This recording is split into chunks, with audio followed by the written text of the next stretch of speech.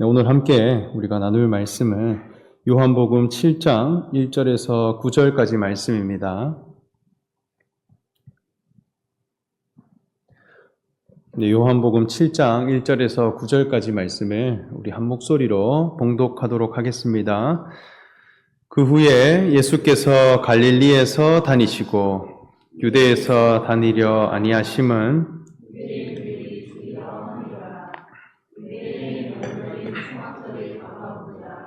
그 형제들이 예수께 이르되 당신이 행하는 이 일을 제자들도 보게 여기를 떠나 유대로 가소서. 스스로 나타나기를 구하면서 묻혀서 일하는 사람이 없나니 이 일을 행하려 하거든 자신을 세상에 나타내소서 하니 이는 그 형제들까지도 예수를 믿지 아니함이로라. 예수께서 이르시되 내 때는 아직 이르지 아니하였거니와 너희 때는 늘 준비되어 있느니라. 세상이 너희를 미워하지 아니하되 나를 미워하나니 세상의 일들을 악하다고 증언함이라. 너희는 명절에 올라가라. 내 때가 아직 차지 못하였으니 나는 이 명절에 아직 올라가지 아니하노라. 이 말씀을 하시고 갈릴리에 머물러 계시니라. 아멘. 네. 예수님이 땅에 오시고 그 공생애를 행하실 때에 예수님의 주 사역지는 어디였느냐 하면 갈릴리라고 하는 작은 마을이었습니다. 그래서 이 갈릴리를 중심으로 제자들을 부르기도 하시고 그리고 갈릴리 주변을 다니시면서 많은 기적들과 사역을 행하셨습니다. 그래서 이 갈릴리라고 하는 곳은 예수님이 제자들을 불러 모으신 곳이고 그리고 십자가에 매달려 죽고 다시 사셨을 때도 제자들에게 만남을 약속하셨는데 그 만남의 장소가 갈릴리에서 우리가 다시 만나자 할 만큼 아주 목회 철학이 잘 담겨있는 그런 장소라 할 수 있겠습니다. 이 갈릴리라고 하는 지역의 이름 뜻이 무엇이냐 한다면 그 뜻이 둥글다라는 뜻을 가지고 있습니다. 그리고 동그라미, 반지라는 뜻도 가지고 있다고 합니다. 실제 이 갈릴리에는 큰 호수가 있는데 그 호수의 모양이 원형으로 되어 있습니다. 그곳의 지형 자체가 둥근 형태를 띠고 있고 그 특징이 원형의 모습을 갖추고 있습니다만 예수님이 이곳에서 제자들을 부르시고 함께 공동체를 이루어 갔다라고 하는 것에는 이 갈릴리라고 하는 장소가 신앙 공동체는 어떠한 곳인가 하는 것을 교훈하고 있는 장소더라는 것입니다. 그래서 제자 공동체는 둥근 곳에서 모이는 그런 만남이고 그런 사회더라는 것이죠. 우리가 살아가는 이 사회에는 그 집단과 그 사람들이 모인 곳에는 그 관계가 구조도가 다 있습니다. 그 관계 그리고 위계 질서 이런 것들을 보면 구조화 시켜낼 수 있는 거예요. 그래서 어떤 사회를 볼 때는 세모 모양의 사회가 있고 또 네모난 모양의 사회도 있고 동그라미 모양의 사회도 있습니다. 세모 모양의 사회라 한다면 이곳에는 끊임없는 경쟁과 그리고 상대 가치가 적용된 사회라 할 수 있겠죠. 이 세모 모양이 이루어지려면 꼭대기에는 단 하나가 있어야 되고 그 밑에 수많은 것이 받치고 있어야 세모 모양이 나옵니다. 우리가 잘 알고 있는 세상 애굽은 위대한 건축물을 올렸는데 그 애굽의 정신이 가장 잘 반영된 건축물이 피라미드라고 합니다. 그 피라미드의 모양 자체가 상대 가치가 적용된 구조라는 거예요. 누가 더 높으냐, 낮으냐. 그리고 높이 올라서려면 그만큼 많은 것들을 밟고 디뎌야 되는 것입니다. 그런 구조로 타고 올라가면 마침내 하나만이 꼭대기에 오르고 정상에 올라가는 것처럼 이 삼각형의 구조라고 하는 것은 치열한 경쟁, 그리고 치열한 상대 가치가 반영된 그런 사회라고 할 수 있겠죠. 실제로 하늘 높이 솟은 건축물을 이루려면 가장 안정적인 구조가 세모 모양이라고 합니다. 높아지려고 하는 생각, 그리고 하늘 높이 닿고자 하는 그 생각, 이것을 실현하려면 삼각형의 구조가 이루어져 가야 한다는 것이죠. 반면 네모 모양의 사회가 있습니다. 이 네모 모양은 무엇이냐 하면 실용성과 효율성입니다. 가장 공간을 효율적으로 사용할 수 있는 방법, 이 네모 모양을 이루면 돼요. 능률적이고 효율적인 사회, 네모의 구조를 가지는 것입니다. 우리가 사용하고 있는 실용적인 물건들, 뭔가 편의를 위해서 만들어진 물건은 항상 네모를 가지고 있습니다. 그것이 가장 안정적이고 오래 사용할 수 있는 것이죠.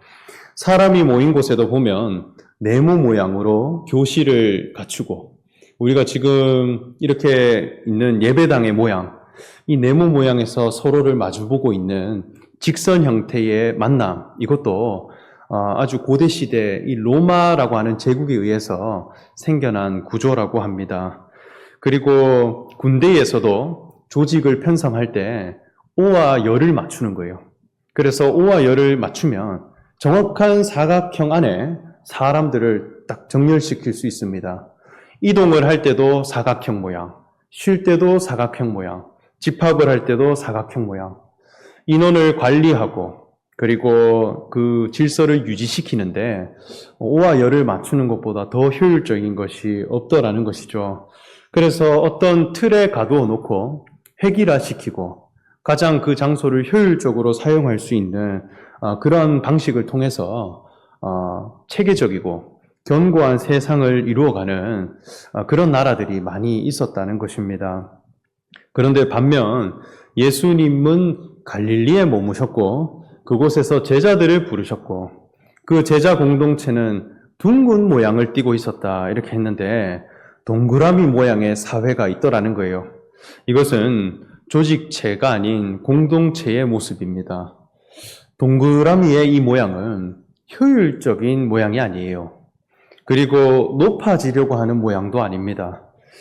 이 동그라미는 중심이 있고 그 중심을 위해 함께 모이게 될 때 동그라미라고 하는 구조가 이루어집니다. 그래서 우리가 서로를 중심에 두고 뭔가를 중심에 두고 둥글게 이렇게 모이게 되면 서로를 쳐다보고 서로를 관찰하기 너무나 쉬운 그런 구조라는 것이죠. 서로 영향을 주고받고 그리고 서로 관찰해가고 또 중심으로 모이기에 쉬운 그런 만남이라는 것입니다. 그래서 이 동그라미라고 하는 것은 꼭대기가 있어 보여도 그것은 언제든지 낮아질 수 있고 또 낮아진 곳이 있다 하더라도 언제든지 위로 올라갈 수 있는, 그런데 어떤 방향을 향해서 계속 끊임없이 이동해 가는 것입니다. 이스라엘 백성들이 출애굽을 할 때에 너희가 절기를 지키라, 하나님께 제사를 드리라 이렇게 하는데 이 절기라고 하는 단어 자체가 돌다라는 뜻을 가지고 있습니다. 원형을 이루며 제사를 중심으로 빙빙 돌다. 그렇게 되는데 하나님 앞에 거룩한 신앙 공동체로 점점 나아가게 되더라는 것입니다. 그래서 이 공동체라고 하는 사회는 가장 중심된 공의를 가져가고 그것으로 함께 일체감을 누리고 서로를 관련성을 맺어가는 그런 만남입니다. 여기에는 누가 높으냐 낮으냐 있는 것이 아니라 중심이 무엇이냐 이것을 가지고 만나가는 관계죠. 그래서 예수님이 갈릴리에 머무셨다라고 하는 것 안에는 예수님이 추구하는 그 목회의 철학이 너무나 잘 반영되어 있는 말씀입니다. 이곳은 신앙 공동체가 이루어져야 하는 곳이고 그 제자들과 이루어진 공동체는 무엇으로 관련을 맺고 또 어떤 만남을 가져갔는가 하는 것을 이 말씀을 통해 우리가 배울 수 있겠습니다. 예수님이 갈릴리에 계실 때에 유대인의 명절인 초막절이 가까웠다 합니다. 이 초막절은 이스라엘 백성들이 반드시 지켜야 하는 세 가지의 절기 중 하나인데 절기의 시작인 6월절을 기준으로 7달 15일이 지나면 초막절이 도래합니다. 이때가 되면 1년 한 해 동안 농사를 지었던 곡식과 그리고 이 실과의 열매들을 다 거두어서 창고에 드리고 하나님께 감사의 제사를 드리는 그런 절기입니다. 그리고 열매를 거둘 때에 떨어진 나뭇가지들, 열매를 거두고 남은 그 나무의 조각들, 이런 것들을 다 모아서 이스라엘 백성들이 다 함께 광야로 갑니다. 그 광야에서 나뭇가지를 가지고 초막을 세워서 일주일 동안 그 광야에서 생활을 하며 하나님께 감사의 제사를 드리는 것이죠. 이것은 하나님이 우리를 이끄셔서 이 젖과 꿀이 흐르는 가나안 땅에 정착하게 하셔서 열매를 맺게 하셨는데 그 열매 맺기까지의 과정을 잊어버리지 말자는 것입니다. 하나님 앞에 우리가 이 광야의 세월을 보내왔고 하나님의 율법 앞에 얼마나 줄이고 목마른 시간들을 보내왔던가 그 과정들을 기억하며 지금 열매에 이르기까지 하나님이 허락하신 은혜에 대해 감사하고 내 자신의 열매를 하나님께 온전히 올려드릴 수 있는 그런 절기더라는 것이죠.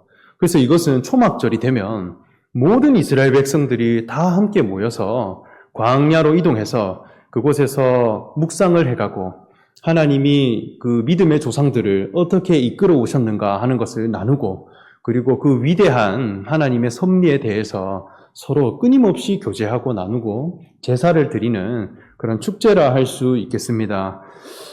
이때 예수님은 초막절에 예루살렘으로 가지 아니하시고 갈릴리에 계속 머물고 있었다는 거예요. 그래서 예수님의 형제들이 예수님께 하나의 권면을 합니다. 우리 본문 3절과 4절 말씀이 있는데 그 말씀을 같이 한번 읽어보면 좋겠습니다. 시작. 그 형제들이 예수께 이르되 당신이 행하는 일을 제자들도 보게 여기를 떠나 유대로 가소서. 서로 나타나기를 구하면서 묻혀서 일하는 사람이 없나니 이 일을 행하려 하거든 자신을 세상에 나타나소서 하니. 이렇게 말씀했습니다. 여기 형제라고 한다면 예수님의 친형제들입니다. 마리아가 낳은 아들들이 있었는데 예수님과 함께 자란 친형제들이죠. 이들이 예수님에게 말하기를 초막절이 되었으니 유다, 예루살렘 성으로 가셔서 그곳에서 예수님이 행한 일들을 많은 제자들과 사람들에게 보이시옵소서. 그런데 이 말에 대해 성경은 어떻게 평가하고 있느냐? 5절 말씀을 보면 그 형제들까지도 예수를 믿지 아니함이러라 이렇게 말씀합니다. 이것에 대해 믿음 없는 자들의 모습이라 이렇게 평가하는 것이죠. 예수님의 형제들, 예수님에 대해서 너무나 잘 알고 있어요. 예수님의 성장 과정, 그 성장 배경, 그리고 자라간 모습들, 성령으로 잉태해서 나신 분이라는 것도 너무나 잘 알고 있습니다. 그리고 갈릴리에서 함께 지내면서 그곳에서 행한 기적들, 가르침들, 그리고 사람들을 치유하셨던 그런 표적들 너무나 옆에서 생생하게 보고 잘 알고 그리고 예수님이 어떻게 자라오셨는가까지도 정보에 대해서는 빠삭하게 알 것입니다. 그런데 예수님에 대해 어떻게 여겼느냐 이렇게 할 때 예수님이 스스로 나타나기를 원하시는 분이다 그렇게 여겼다는 거예요.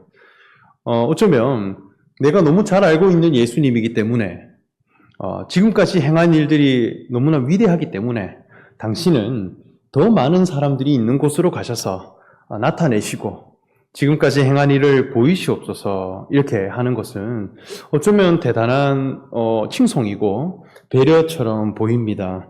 그런데 이것이 믿음 없는 자의 모습이더라는 거예요. 예수님에 대해 어떻게 여기느냐? 예수님이 이 땅에 오신 목적은 스스로 자기를 나타내게 하기 위함이다. 그렇게 여긴 거예요. 위대한 기적을 보이는 것 자체, 훌륭한 가르침을 주시는 것 그 자체, 또 놀라운 일들을 행하시는 것 그 자체, 성령으로 잉태해서 우리에게 오셨다라고 하는 그 하나님의 일 그 자체, 그것을 통해 드러나기를 원하시는 분이라 그렇게 여긴 것이죠.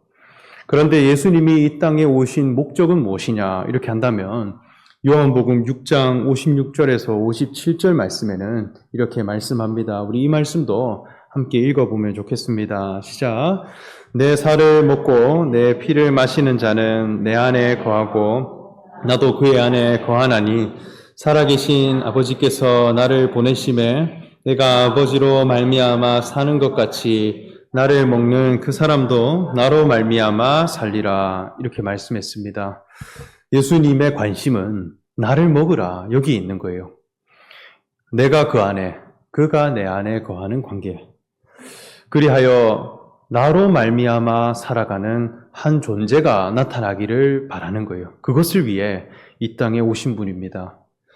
믿음이라고 하는 것은 영접하는 것이고 먹는 것과 같아요.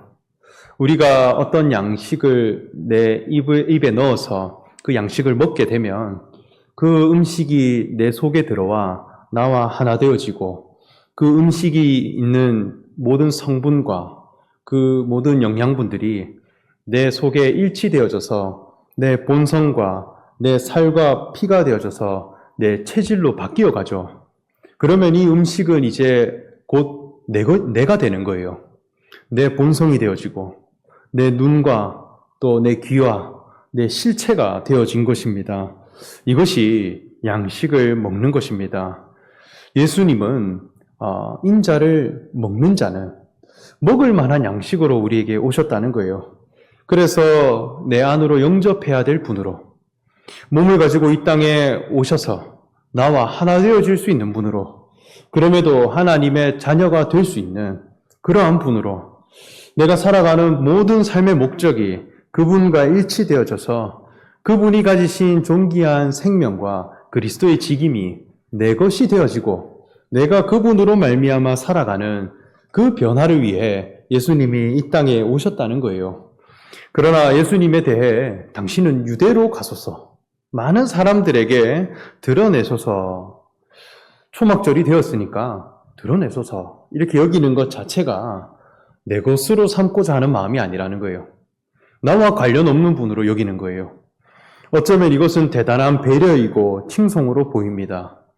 그러나 내가 영접해야 될 분으로 내 삶의 목적이 되는 분으로 내 모든 것을 걸어서 내가 성취해야 할 내 자아의 표상이 되는 분으로 여기지 못하고 거기에 대한 배고픔은 없었다는 거예요. 그래서 그 배고픔이 없었기 때문에 이것은 믿음 없는 자들의 모습이라 하는 것입니다. 그래서 다른 사람들에게 추천하는 것입니다. 더 많은 사람들에게 드러내십시오. 오늘날 예수님을 믿는 사람들, 예수님에 대해 당신은 최고입니다. 당신이 높아지기를 원합니다. 찬송하고 영광 돌리는 것 그 자체가 믿음이 좋은 줄로 여기는 사람들이 많습니다. 그러나 믿음은 먹는 것입니다.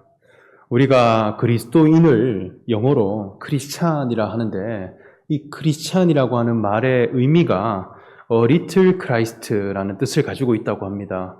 그래서 작은 그리스도라는 것이죠.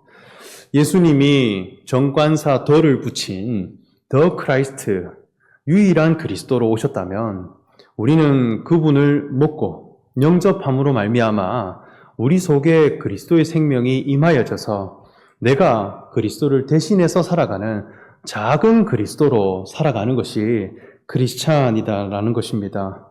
그래서 본성상 하나이고 그분이 내 안에 거하시게 되는 그러한 관계가 될 때에 신앙 공동체가 온전히 회복되고 이루어져 가더라는 것이죠. 예수님은 이러한 그 형제들의 권면 앞에 다시 말씀하시기를 예수께서 이르시되 내 때는 아직 이르지 아니하였거니와 너희 때는 늘 준비되어 있느니라 이렇게 말씀하는데요. 여기에 중요한 개념이 때라는 것입니다. 예수님의 때가 있고 너희들의 때가 있다 이렇게 하는데 여기에 이제 때라고 하는 이 말은 이 헬라어로 번역해 보면 카이로스라고 하는 단어를 사용합니다.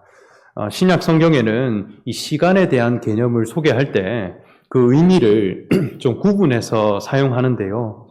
객관적인 시간, 어떤 사회 안에서 약속된 정보로서의 시간, 이것을 설명할 때는 크로노스라고 하는 단어를 사용합니다. 크로노스의 시간이 있는 거예요.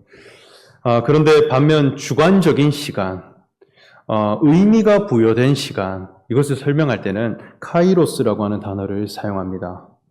크로노스의 시간은 무엇이냐 한다면 모든 사람들에게 동일하고 획일적으로 적용되는 정보 안에서의 시간입니다.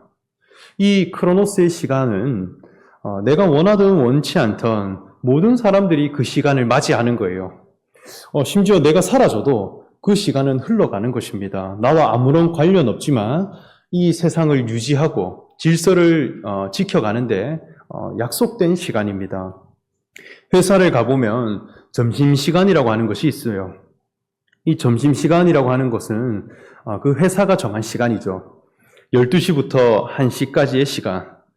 내가 배가 고프지가 않고 내가 배탈이 났다 할지라도 정오 12시가 되면 모든 사람들이 점심시간이 되는 거예요.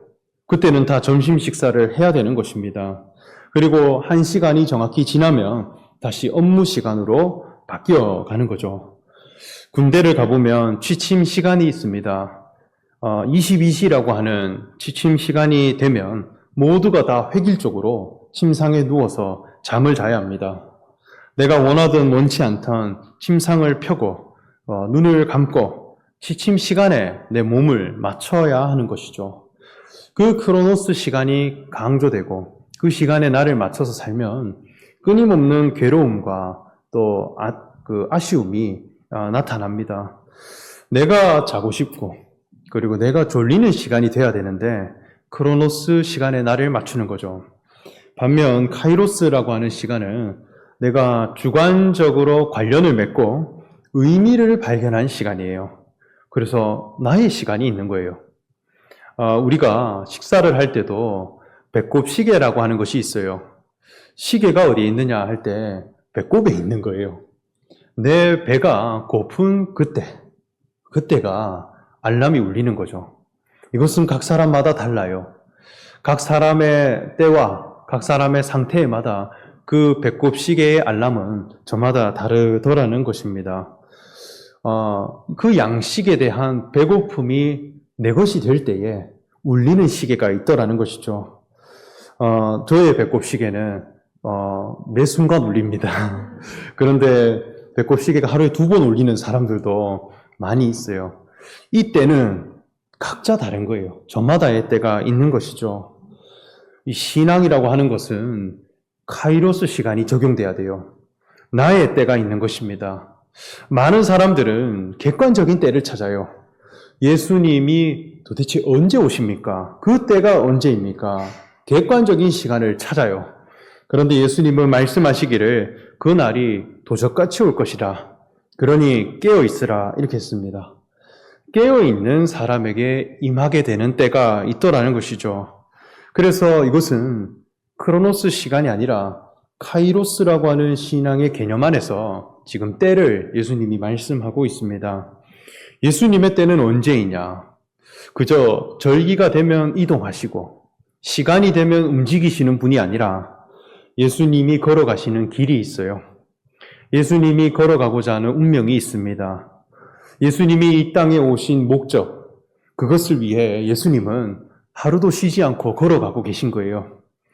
이 십자가로 가셔서 하나님의 아들 되심과 그리스도 되심을 드러내는 그 운명을 향해 예수님은 가고 있는 것입니다. 하나님이 사람을 의롭다 여긴 그 기준이 무엇인가? 기준을 선포하고 기준을 드러내기 위해 이 땅에 오셔서 그 길을 위해 가고 있는 것이죠.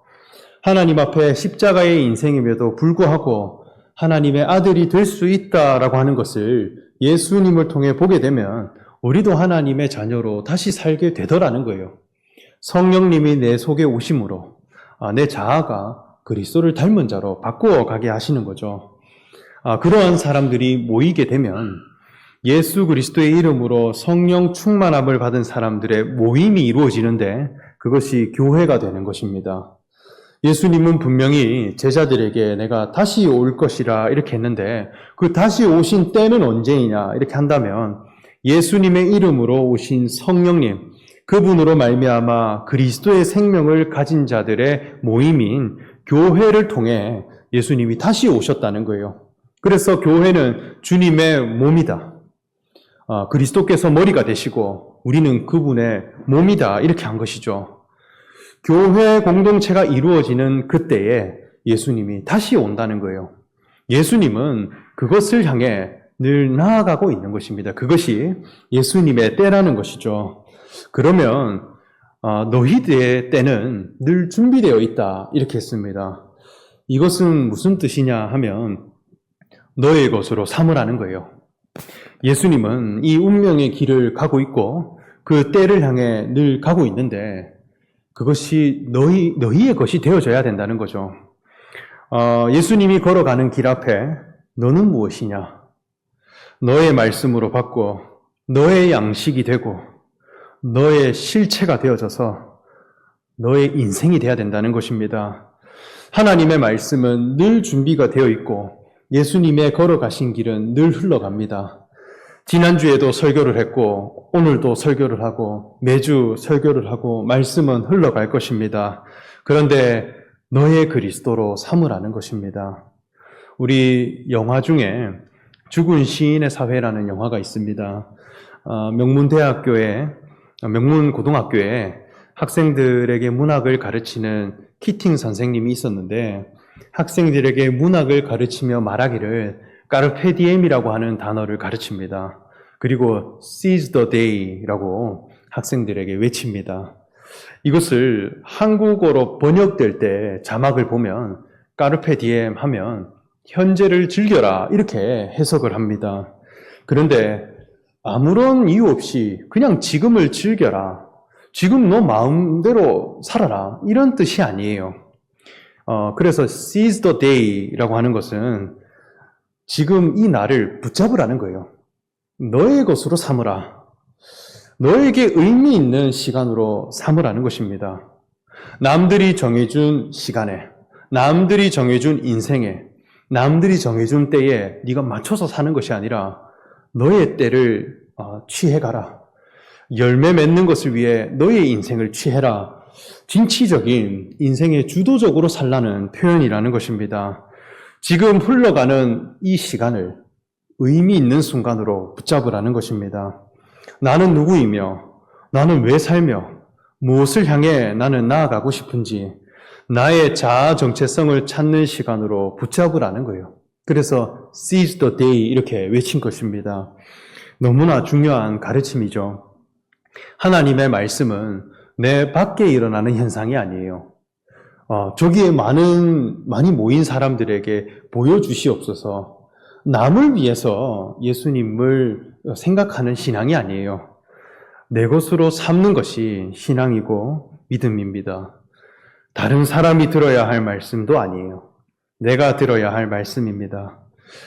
내 안에 담긴 것만큼이 내가 신앙의 열매로 자라나게 되는 것입니다.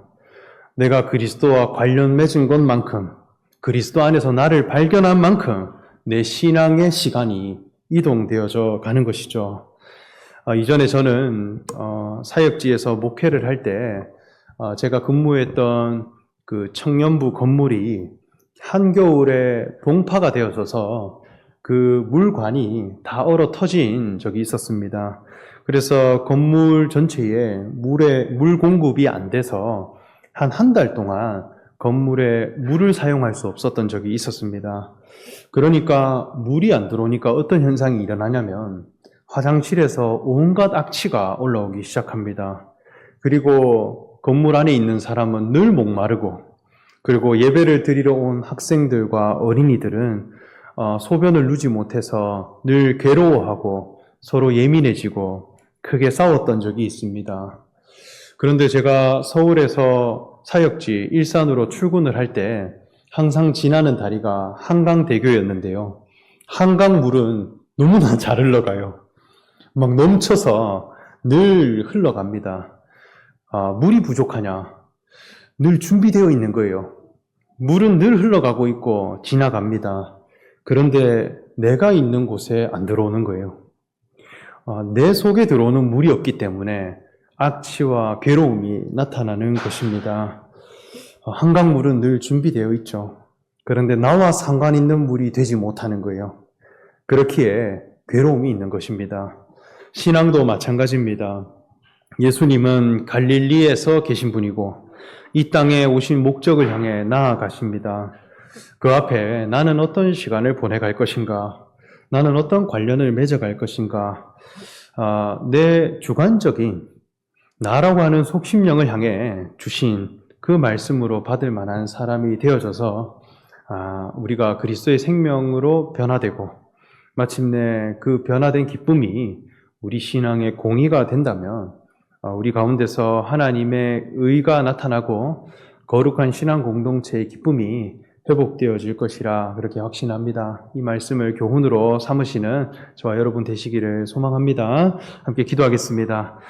사랑의 하나님, 우리를 부르시고 예수 그리스도를 믿음으로 말미암아 함께 누리는 신앙 공동체 가운데 포함시켜 주심에 참으로 감사드립니다. 우리의 때는 늘 준비되었다 했듯이 예수님께서 보여주신 그 길과 운명을 나의 것으로 삼을 수 있는 자들이 되기 원합니다. 그리하여 우리가 줄인 자가 되게 하시고 우리가 목마른 자가 되게 하셔서 참 하늘 양식으로 오신 예수 그리스도를 내 속 안으로 영접하고 우리가 그로 말미암아 살고 그가 내 안에 내가 그의 안에 거하는 그런 온전한 관계가 되게 하셔서 우리로 하여금 생명의 변화와 그리고 우리의 실체가 나타난 그 변화를 통해서 나타나는 신앙 공동체의 기쁨과 즐거움을 더욱 누리는 자들이 다 되게 하여 주시옵소서. 감사드리며 예수님의 이름으로 기도합니다. 아멘. 다 함께 찬송가 357장 찬송하겠습니다.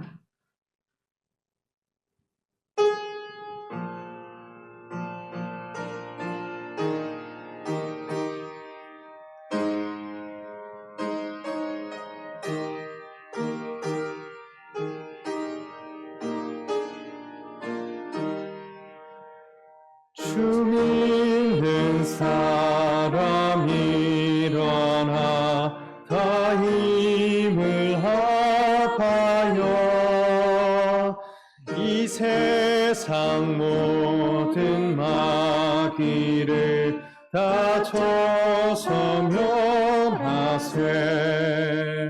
저 앞에 오는 적군을 다 싸워 이겨라 주 예수 믿는 힘으로 온 세상 이기네 믿음이 이기네 믿음이 이기네 주 예수를 믿음이 온 세상 이기네 온 인류 마귀 그 율로 든 죄에 빠지리 진리로 띠를 띠고서 늘 기도드리세 참 믿고 의지하면서 겁없이 나갈 때 주 예수 믿는 힘으로 온 세상 이기네 믿음이 이기네 믿음이 이기네 주 예수를 믿음이 온 세상 이기네 끝까지 긴 자에게 흰 옷을 입히고 또 영생 복을 그 주시니 참 기쁜 일일세 어두운 세상 지나서 저 천성 가도록 주 예수